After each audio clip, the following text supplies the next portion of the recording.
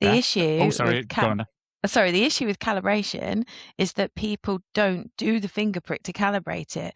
They'll calibrate it with the sensor glucose. So my son, I know for a fact, does not do a finger prick when the Simplera asks him to check what his blood glucose is, and he literally enters exactly what it says on the sensor to calibrate, which is totally pointless, I know, and really dangerous. And I keep telling him not to do that, but people are lazy and they will do that. So what's the point in having a calibration if they're just going to calibrate it wrong?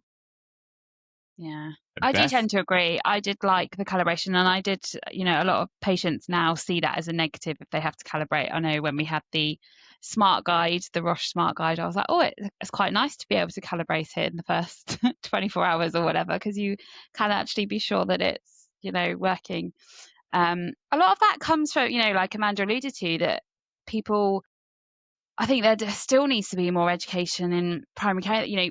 People are having that stuff taken off of their prescription because they're not using it enough. Certainly in adults, I doubt it would be the same. I hope it's not the same in children, but in adults, they have keto strips removed because they haven't ordered them in 6 months, or they have glucose strips removed because they've got a CGM and they have this. So a lot of that relies on those healthcare professionals in those healthcare settings having that education and, not taking that stuff away, making sure when they are doing an annual review, have you still got a meter and all that kind of stuff, because all that back to basic stuff seems to be being forgotten about or left behind, and it does still need to be there for those safety reasons. And it's always that one time when you least expect it, isn't it?